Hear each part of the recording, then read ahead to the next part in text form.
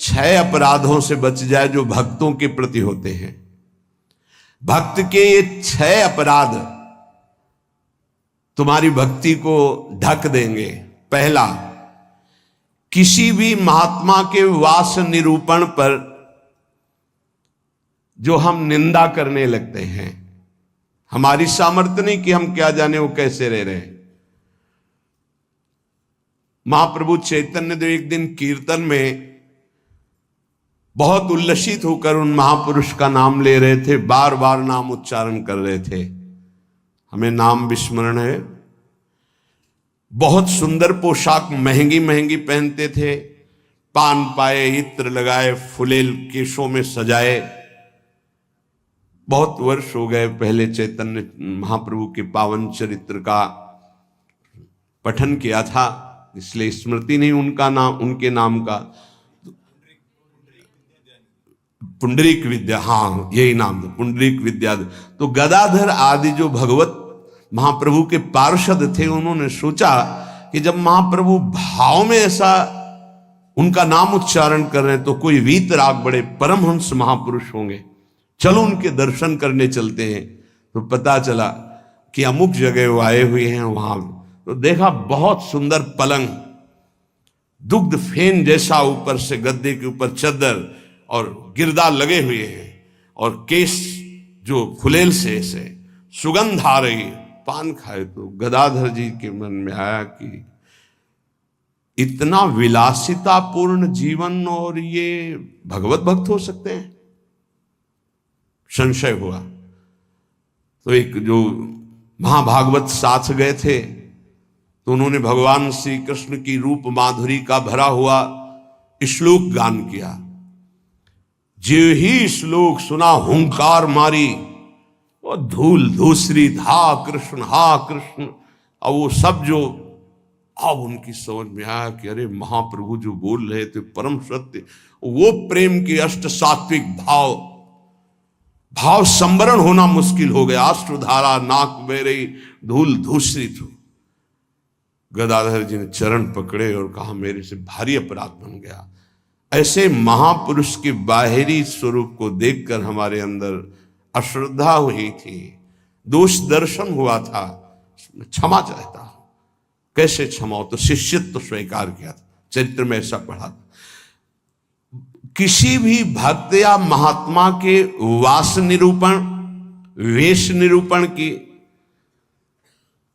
अगर वृत्ति आपने की तो अपराध बन जाएगा। अरे ये तो ऐसा, इनको तो ऐसा होना चाहिए, इनको तो ऐसी जगह रहना चाहिए, इनको तो ऐसा नहीं। कुछ महापुरुषों की स्थिति होती है, कुछ तो उस स्थिति का दंभ करते, कुछ स्थिति होती है।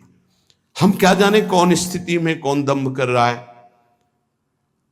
जिनके वचन श्रवण से, दर्शन से, संभाषण से हमारे हृदय में भागवतिक परमाणु उदय होते हैं, उन महापुरुषों के चरणों की वंदना उनकी वाह स्थिति पे नहीं देखते।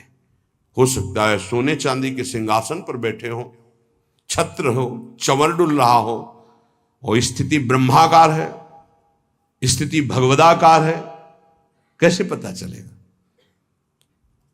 परशुराम जो आचार्य जी थे, उनके आश्रम के बाहर लिखा था, माया सगी न तन सगा, सगा न ये संसार, परशुराम ये कह रहे सगा सुसिरजन हार। तो एक लंगोटी लगाए, लौकी की कमंडल लिए और भारी वैराग्य वृत्ति के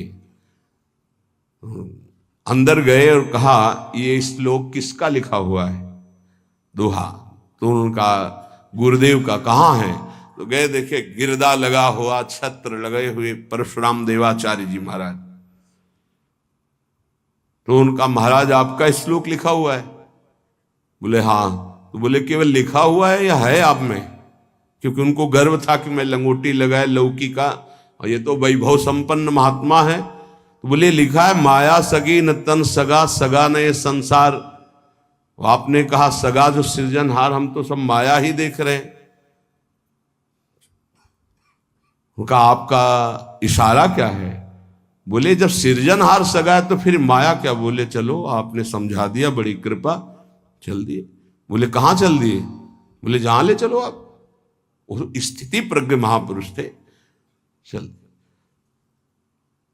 जब 10-12 किलोमीटर चले तो बोले भिक्षा का हमारे समय हो रहा। तो बोले परशुराम देवाचार्य ने आज तक कभी हाथ नहीं फैलाया। आकाश वृत्ति पे हम रहते हैं, प्रियालाल जैसी व्यवस्था करते हैं उसके अनुसार रहते हैं। बोले हम तो भिक्षावृत्ति से रहते। बोले जाओ मांगने। बोले आपके लिए भी ले आवे, कभी किसी का सहयोग नहीं चाहा, केवल सीधे प्रियालाल से आप अपने लिए लाइए और पाइए, और जहां आपकी इच्छा वहां ले चलिए। वो गए भिक्षा लेने, वो जंगल के एक जगह बैठे हुए थे, तो वहां से राजा की सवारी निकली। देखा परशुराम देवाचार्य उतरे, साष्टांग दंडवत। महाराज यहां कैसे? प्रभु की इच्छा। बड़े सौभाग्य कि हम तो भगवान की असीम कृपा मानते हैं कि आपके दर्शन। हमारी इच्छा है कि हम कुछ राजभोग तैयार करवाते हैं, जैसी हरि की इच्छा। देर न लगी, वहां रसोईया लग गए, कढ़ाइयां। महाराज अगर यहां आप विश्राम करें, बस इशारा हो जाए तो जैसी हरि इच्छा। खुदाई शुरू, आश्रम निर्माण की नींव के लिए खुदाई शुरू, कढ़ाई चढ़ गई, बनना शुरू हो गया। वो संत आए 1 घंटे बाद, वहां देखा। बोले यहां क्या हो रहा है? बोले यहां आश्रम बनेगा और ये रसोई बन रही। तो उनका महाराज ये क्या लीला है? तो बोले तुम जिस वैराग्य के अहम वृत्ति को धारण किए हो, उस अहम वृत्ति का त्याग करो। वैराग्य का तात्पर्य होता है राग रहित, स्पृहा रहित होना। वो चाहे असंख्यों के वैभव में बैठा है, लेकिन राग और स्पृहा रहित है। अगर एक लंगोटी का भी राग है, लौकी के कमंडल का भी राग है, शरीर का भी राग है, वो रागी है, वो वीतरागी नहीं है। वीतराग की स्थिति को समझना बड़ा कठिन। दत्तात्रेय जी महाराज से यही पूछा कि आप कोई कर्म नहीं करते, कर्म ना करने वाले को विषय नहीं मिलता, और विषय सेवन ना करने से ऐसा स्वास्थ्य कैसे हो सकता है आपका? तो उन्होंने कहा मैं अखंड प्रसन्न रहता हूं, इसलिए ये भोगों से स्वस्थ नहीं हूं, मैं अखंड प्रसन्नता को प्राप्त। कभी राजमहलों की राजसैयाओं पे शयन करता हूं, तो कभी राख की ढेर पर शयन करता हूं, कभी बड़े बड़े राजाओं से सम्मानित होता हूं, तो कभी फुटपाथ में लेकर अपमान को भी प्राप्त करता हूं। मुझे न सम्मान ना अपमान, किसी का प्रभाव नहीं। इसलिए किसकी क्या स्थिति कैसे जाना जा सकता है? तो हम किसी का वास निरूपण आदि, वेश निरूपण आदि करके किसी की निंदा करेंगे तो पता नहीं कितना महाभागवत है, हमसे अपराध बन जाए। दूसरा ज्ञान निरूपण। कुछ संत भगवान ऐसे होते हैं जो कुछ नहीं बोलते। अरे इनको कोई ज्ञान तो है नहीं, कुछ बोलना तो आता, क्या बोलना ही कोई साधुता है क्या? पता नहीं उसकी कितनी ऊंची स्थिति है, कैसे कोई जानेगा? इसलिए किसी संत के रूप में विराजमान जो भगवान हैं, उनके ज्ञान निरूपण करके निंदा न कर। इनको कुछ नहीं आता। आजकल यही है, केवल बुद्धि की धरा से देखा जाता है। अरे वो तो बोल नहीं पाते हैं। वो तो महापुरुषों की स्थिति को जानना कोई महापुरुष ही जान सकता है, दूसरा नहीं जान सकता। इसलिए ये अपराध न करे कभी कि किसी के संत के ना बोलने से ये समझ जाए कि अरे इनको कोई ज्ञान नहीं है। भला ये क्या जाने शास्त्र की बातें, पढ़े लिखे तो लगते नहीं हैं। पढ़ा लिखा होना भी बहुत सौभाग्य का विषय है और कहीं कहीं दुर्भाग्य का विषय है। तो एक आए थे, इतने कागज में उनकी डिग्रियां केवल उनके शिष्यों ने भेजी थी कि हमारे गुरुजी दर्शन करने आ रहे हैं तिरुपति बालाजी से। विद्वता की मूर्ति, साष्टांग दंडवत और क्या क्या भगवत प्रसादी। वो ऐसे लग रहे थे कि एक शब्द नहीं आता। मतलब बड़े बड़े शंकराचार्यों को पढ़ाया था उन्होंने, उनकी वो शिष्यों ने जो दिया था उसमें दिखाई दे रहा। बड़े बड़े शंकराचार्यों को उन्होंने विद्या पढ़ाई थी। विद्या विनयम ददाति, वो देखने को मिला कि विद्वान में कैसी दैन्यता होती। कबीरदास जी के पास एक विद्वान दिग्विजयी भेजा गया शास्त्रार्थ के। तो उनका भैया हमको कोई शास्त्रार्थ वार्ता नहीं करना। तो बोले काशी के विद्वानों ने कहा यदि आप हार लिख दिए, पूरी काशी हार गई। बोले ऐसी बात? तो पढ़ के समझे कि समझ के पढ़े हो? पोथी पलटाते रहे, सरस्वती काम नहीं करी। पढ़ के समझे हो कि समझ के पढ़े हो? आखिरी बात शिष्य बन गए थे, बहुत बड़े भगवत अनुरागी बने। तो किसी भी संत के प्रति ये भाव नहीं कि ये पढ़े लिखे नहीं है, बोल नहीं पाते, तो इनको कोई ज्ञान नहीं है। तीसरा, किसी संत की जाति निरूपण कर देना बहुत बड़ा अपराध है। देखो ये जो जाति पाति है ना, ये धर्म का पालन करके भगवत प्राप्ति के लिए थोड़े समय तक के लिए सहयोगी नहीं। हम आपको बताएं, एक ही कपड़ा है और एक ही पहनने वाला है, बस इतनी खास बात समझ लो। कपड़ा सबका पांच भौतिक, पहनने वाले सब अविनाशी भगवान के अंश, कोई अंतर नहीं है। बस अंतर बनाया गया है इस अंतर को मिटाने के लिए कि हम साधन पद्धति से अपने अपने धर्म का पालन करते हुए परम धर्म भगवान को प्राप्त। लेकिन जो परम धर्म में स्थित है, भागवत धर्म में, उनकी जाति निरूपण नहीं करना चाहिए कि ये तो सुना है कि अमुक जाति के संत हैं। बड़ा अपराध होता है, बड़ा अपराध। ऐसा कभी नहीं करना चाहिए। हाँ, चरण रज लेके माथे पे लगा, अहो वत्सो पचतो गरीयान यज्ञाग्ये वर्तते नाम तुभ्यम। देखो राजसूय यज्ञ में पूर्णता स्वपच वाल्मीकि की पूजा करवा कर श्री भगवान ने इसीलिए करवाई, इसीलिए करवाई। सब बड़े बड़े महापुरुष आए थे, लेकिन दैन्यता की मूर्ति भगवत भाव में निरंतर डूबे हुए स्वपच वाल्मीकि जी की आराधना करवाई कि पूर्णता उन्हीं से हुई। जो दैन्य है वो महाभागवत किसी जाति पक्ष से नहीं देखा जा सकता कि अरे ये तो ऐसा, जो देखेगा तो उसके सुकृत नष्ट हो जाएंगे। पूज्य बाबा। चौथा, वृत्ति निरूपण। ये तो पढ़े ही रहते, हमने कभी इनको माला लिए तो देखा नहीं, और कुछ भजन ध्यान तो करते नहीं है, इसलिए तो केवल हमें लगता है कि बस खाते पीते हैं इसी में, और कोई भजन नहीं। ये हमने संतों को देखा है। एक संत भगवान 8 बजे सुबह उठते थे गंगा नहाने के लिए, 8 बजे सुबह।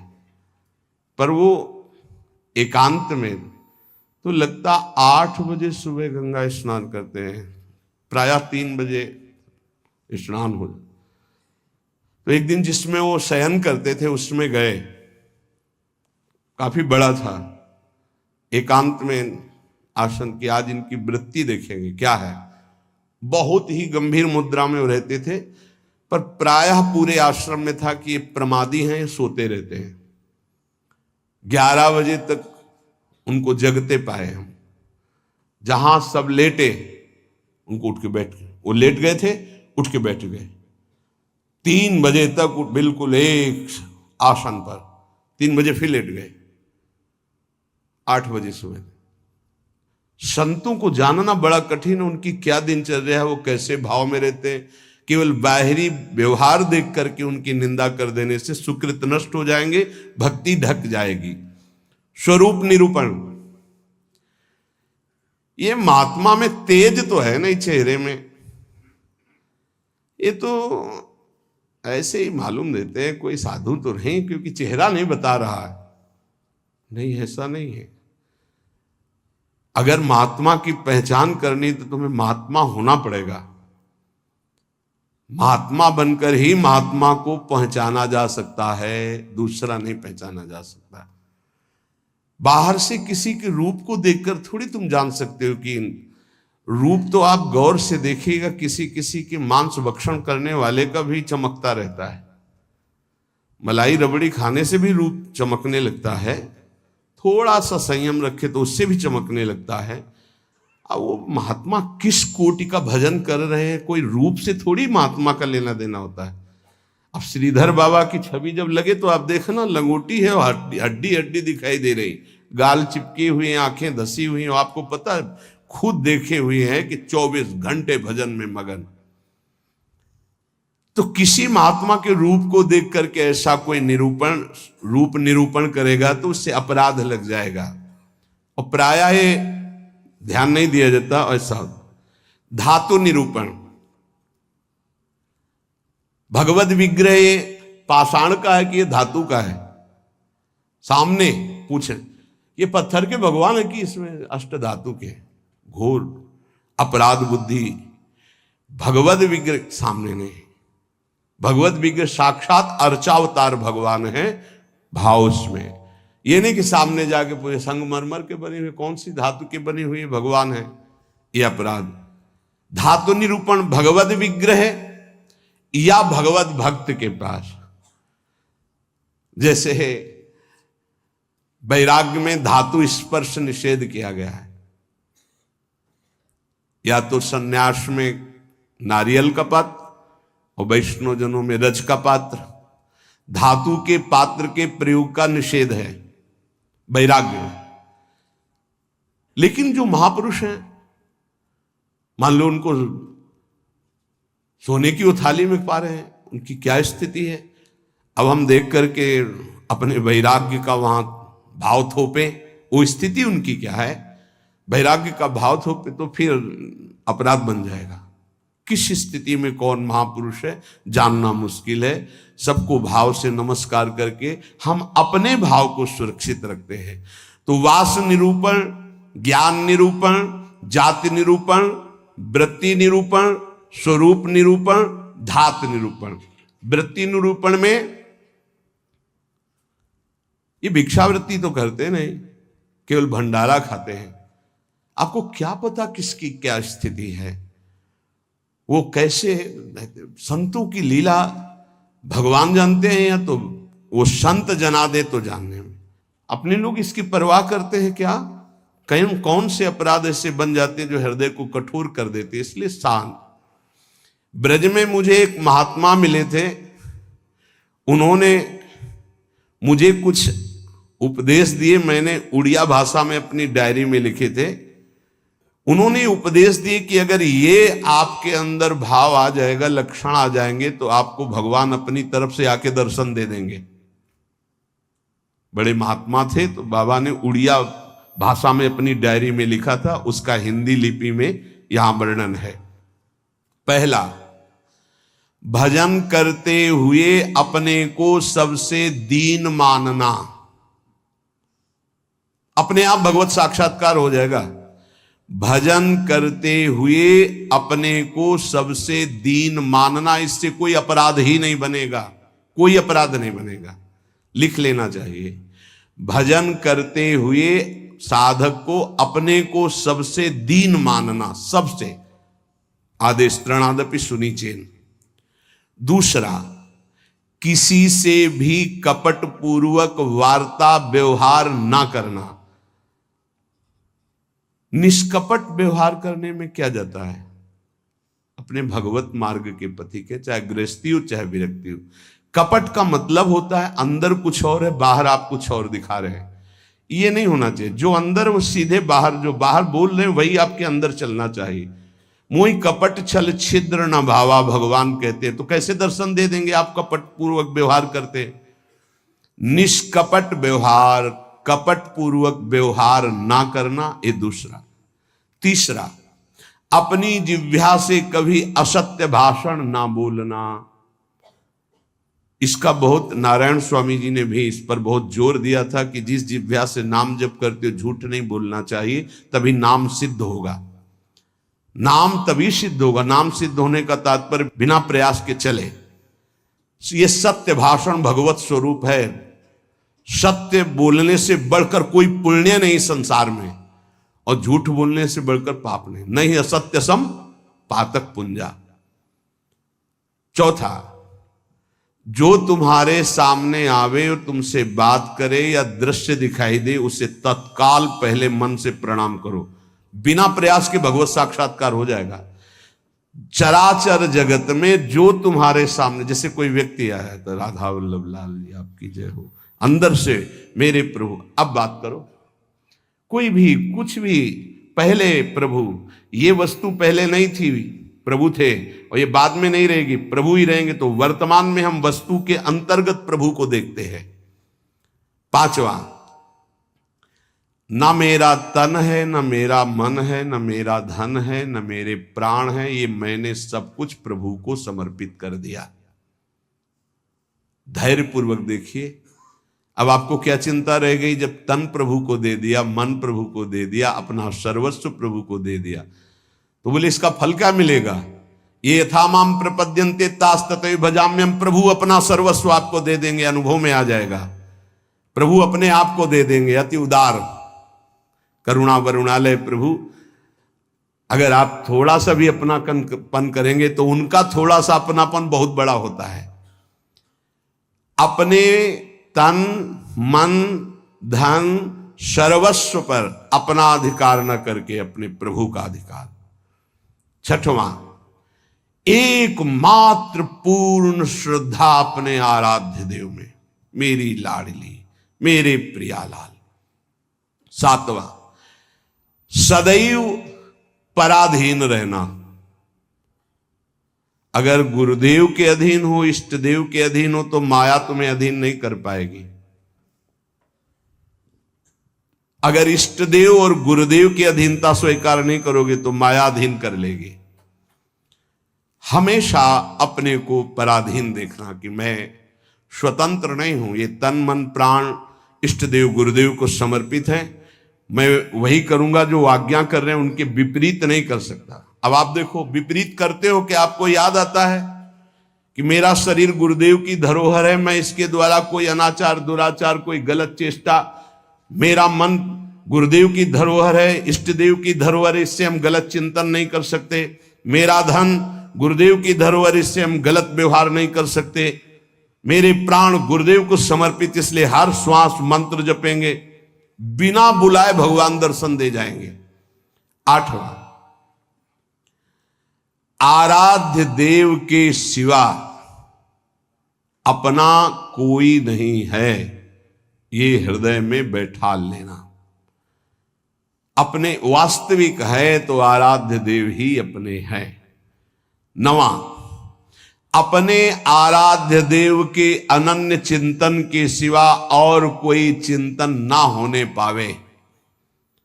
दसवां, अपने आराध्य देव से जो गुरुदेव ने संबंध दिया है, हर समय उसकी स्मृति रहना।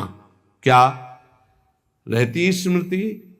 मैं श्री जी की सखी हूं, दासी हूं, उनकी परिचर्या में हमारा जीवन समर्पित है, मैं उनकी दासी हूं। कभी सोचते हो आप? सोचो, तुम्हारा संबंध हो चुका है। कोई ऐसे नहीं कि तुम्हें केवल सोचना ही है, तुम्हारा संबंध हो चुका है, तुम्हारा पाणी ग्रहण हो चुका है। श्री जी ने तुम्हारे पाणी को स्वीकार कर लिया, ग्रहण कर लिया है। उसके साक्षी हैं गुरुदेव। गुरुदेव ने पाणी ग्रहण कराया है, प्रिया प्रीतम को हमारा हाथ पकड़ा दिया है। हम अपने संबंध, दसवां है, अपने संबंध को हर समय अपनी स्मृति, मैं प्रियालाल की हूं, मैं प्रियालाल की हूं, मैं प्रिय सखी हूं लाडली जू की। ये 10 भाव रखो। अब जैसे हमारे अपना भाव बताया, तो जो दास है वो दास भाव को देखे, जो सखा है वो सखा भाव को देखे, जो गोपी गोपी भाव को देखे। अपने स्वरूप को संबंध से चिंतन करना। हमारा स्वरूप क्या है? सहचरी बपू, मैं श्री जी की निज दासी हूं। कई बार दिन में आता है आप लोगों के? कितनी बार सोचते हैं आप? जबकि यहां हर चेष्टा करते हुए उसी भाव में रहना है। अगर ये 10 भाव हृदय में आ गए तो कह रहे हैं किसी भी तीर्थ में जाओ या ना जाओ, कोई और साधन करो ना करो, तुम्हें भगवत साक्षात्कार हो जाएगा। पहला फिर सुन लीजिए, अपने को भजन करते हुए सबसे दीन मानना, किसी के साथ भी कपट का व्यवहार ना रखना, सदैव सत्य भाषण बोलना, चराचर जगत का कोई भी वस्तु व्यक्ति सामने आवे अपने प्रभु का भाव करना, अपने तन मन धन प्राण सर्वस्व को अर्पण कर देना, मेरा अधिकार नहीं, नाथ सकल संपदा तुम्हारी, मैं सेवक समेत सुत नारी। अर्पण का मतलब ये होता है भाव। छठवां, अपने आराध्य देव में ही पूर्ण श्रद्धा समर्पित हो जाना। सातवां, पराधीन रहना इष्ट के, गुरुदेव के। आठवां, आराध्य देव के ही अनन्य चिंतन में लगना, आराध्य देव के सिवा कहीं अपनापन न होना। नवां, चिंतन करते करते तन्मय स्थिति आ जाए तो उसे सही माने में चिंतन कहा जाता है। सामने ललित त्रिभंगी लालजू और प्रियाजू की बाह श्री लालजू के गले में है। मनोमृणाल भूषण भूषित भुज श्यामंश पर डाली दिखाई दे रहा है। अब हमारा चिंतन चल रहा है, गाढ़ चिंतन, युगल सरकार चिंतन, इसे कहते हैं अनन्य चिंतन। अभी आंख खोले हुए भी वही है, मूंदे हुए भी वही है, सेवा करते हुए भी वही है, एकांत में बैठते हुए कहां हो, जरा देखो स्थिति कहां है। यदि आप किसी भी तीर्थ का अवगाहन करते हुए 10 बातें आप में नहीं हैं तो उसका फल आप ग्रहण नहीं कर पाएंगे, क्योंकि अपराध कोई न कोई बन जाएगा। हम आपसे सत्य कहते हैं कि कल्याण आपके चिंतन से होगा, इन बातों को स्वीकार करने से होगा, भागने से नहीं होगा कि हम यहां चले जाएं, हम वहां चले जाएं तो कल्याण हो जाएगा। अगर आपका आंतरिक चिंतन इन बातों में है तो आपके अंदर वो सामर्थ्य जागृत हो जाएगी कि आप प्रभु को देख सकते हैं। इसलिए जो सत्संग है उसे बार बार सुना जाए, उसका मनन किया जाए और अपने हृदय में धारण किया जाए, तो हमारा इसी जन्म में अंतिम जन्म माना जाएगा और भगवत साक्षात्कार हो जाएगा। जहां तक गुरु कृपा से प्रयास है, कथन श्रवण करके यही प्रयास है कि संसार की असत वृत्तियां छूटें और भगवत प्राप्ति हो जाए, हमें भी आप सबको भी। जिनको ये नहीं चाहिए तो भूल मत करना, यहां कुछ लाभ नहीं मिल पाएगा, यहां नहीं मिल पाएगा। यहां लाभ अगर मिल पाना है तो एकमात्र अध्यात्म का लाभ मिल सकता है। यहां कोई आशीर्वाद, ये भीड़ लगाना कि हम कोई जादूगर हैं, कुछ चमत्कार कर देंगे, तो बिल्कुल कुछ नहीं होने वाला। हम तुम्हें हाथ उठा कहते हैं, हो जाए, तुक्का लग जाए तो तुम्हारे पुण्य, पक्की बात समझ लो। तुक्का लग जाए कि आप कामना करके आए, कामना की पूर्ति हो गई तो आपके पुण्य, हमारा कोई उसमें लेस मात्र भी सहयोग नहीं है। पुण्य आए वृंदावन धाम संत दर्शन के, आपकी भावना, आपकी कामना पूर्ण हो जाए, वो आपका भाव। हमारा लक्ष्य है भगवत प्राप्ति। अगर आपके हृदय में भगवत प्राप्ति की लालसा है और आप आगे बढ़ रहे हो तो हम हृदय से आपका स्वागत करते हैं और हमारी प्रियालाल की कृपा वृत्ति आपको उठाती चली जाए और आप इस संसार, राग, आसक्ति, ममता, चिंता, शोक, मृत्यु, भय, इससे ऊपर उठे। बस हमारी आशा यही है। जो प्रयास है सत्संग का या एकांतिक का, उसका फल केवल यही, भगवत संबंध दृढ़ हो जाए, भगवत प्राप्ति हो जाए। और जिसको ये लक्ष्य नहीं है तो हमें लगता है कि समय बर्बाद ना करे, दूसरी जगह खोज ले जहां उसकी मनोकामनाएं पूर्ण होंगी। यहां नहीं हो सकती। बिल्कुल समझ लीजिए, यहां कामनाओं का नाश होता है, कामनाओं की पूर्णता नहीं। यहां कामनाओं की निवृत्ति होती, कामनाओं की पूर्ति नहीं। यहां यदि हम कामनाओं की पूर्ति की भावना लेकर के आएंगे तो शायद है कि तुम्हें असंतोष हो जाए। बिल्कुल पक्की बात समझो। और कामनाएं अगर पूर्ण होती हैं तो वो कोई खास बात नहीं है। जन्म जन्म से सब कामनाएं भोगते चले आ रहे हैं। एक कामना जागृत हो जाए कि मुझे भगवान की प्राप्ति करनी है, तो हमारा सत्संग सार्थक, हमारा एकांतिक सार्थक, हमारा जीवन सार्थक। इस संसार का नाम मृत्युलोक है, यहां सबको मरना है। सीधी बात सुनो, मरना है, आज नहीं तो कल, कल नहीं तो परसों, चाहे बीते बरसों, अंतिम परिणाम शरीर छूटना है। जब शरीर छूटना है तो सब कुछ छूटना है। तो इसलिए हम इसका महत्व नहीं रखते। दुख सुख भोग कर समय काट लो, राधा राधा राधा बोलो और जन्म जन्मांतरों के पापों का नाश करके परमानंद में निमग्न हो जाओ। हमारा लक्ष्य यही है। आज बनावटपन बहुत पसंद किया जाता है। आज मधुर वचनों के द्वारा तुम्हारी कामनाओं की पूर्ति के वादे बहुत पसंद किए जाते हैं। वो यहां नहीं है, नहीं होगा। वृंदावन की भूमि से कह रहे हैं, यदि आपका लक्ष्य भगवत प्राप्ति नहीं है तो यहां आना, आपका हमारे पास आना यहां व्यर्थ माना जाएगा। आप अन्यत्र देख लीजिए। भगवान नाम जप, आचरणों की पवित्रता, भगवत प्राप्ति, तो जी जान से आपके मित्र हैं, सहयोगी हैं, आपके चरणों की वंदना करेंगे और आपका आदर से हम संभाषण भी और आदर से आपको परमार्थ में बढ़ाने की वृत्ति भी। परमार्थ से प्रिया प्रीतम से मतलब नहीं, अपने शरीर और कामनाओं की पूर्ति से। तो प्रणाम, दूसरी जगह देख लो, यहां भीड़ लगाने की जरूरत नहीं है। हृदय से कह रहा हूं, हृदय से कह रहा हूं। यहां ऐसा कोई प्राविधान नहीं कि आपकी कामनाओं की पूर्ति हो जाए। यहां एक ही प्राविधान है, मन वचन कर्म से प्रभु का होके और सच्चिदानंद सुख में निमग्न होना। इसी बात का प्रश्न और इसी बात का उत्तर, अन्यथा कोई प्रश्न नहीं होगा। अगर वो प्रश्न प्रभु से संबंध नहीं रखता तो ना प्रश्न करता वहां बैठ पाएगा और ना प्रश्न होगा। केवल प्रश्न प्रभु की प्राप्ति होगा। हमारे जीवन का लक्ष्य तुम्हारे प्रपंचों का उत्तर देना नहीं। हमारे जीवन का लक्ष्य तुमसे प्रपंच वार्ता करना नहीं कि मैं बहुत विद्वान हूं। बिल्कुल पढ़े लिखे नहीं हूं। कक्षा 9 पढ़ाया गया, प्रभु ने पढ़ाया, उसी के जो शब्दावली है, जीवन के अनुभव की है, जीवन के चलने की है, वो भगवत मार्ग की है। प्रश्न केवल भगवत प्राप्ति का, प्रश्न भजन का, प्रश्न भजन में आई हुई समस्या का। बस अगर ये प्रश्न नहीं तो प्रश्नकर्ता और प्रश्न दोनों बार हो जाएंगे। हमें ऐसे प्रश्नों से नहीं मतलब, हमें ऐसे प्रश्नकर्ता से मतलब नहीं जिसको भगवत प्राप्ति नहीं करनी है।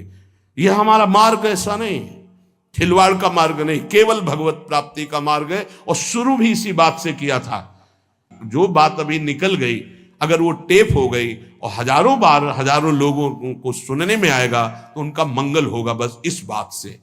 अब वो एक अलग रूप होता चला जा रहा है। फालतू के जो प्रश्न जिनका हमसे, हमारे भागवतिक मार्ग से कोई संबंध नहीं है, ऐसे प्रश्न ना हम सुनेंगे, ना ऐसे का उत्तर दे पाएंगे। हमारी क्षमता नहीं है, क्योंकि हमारे केवल प्रियालाल भगवत प्राप्ति की वार्ता, अन्यथा मौन, श्रवणेन्द्रिय बंद। क्योंकि बहुत कम समय जीवन का बचा है जो प्रियालाल में जाए, हमारा भी और आपका भी।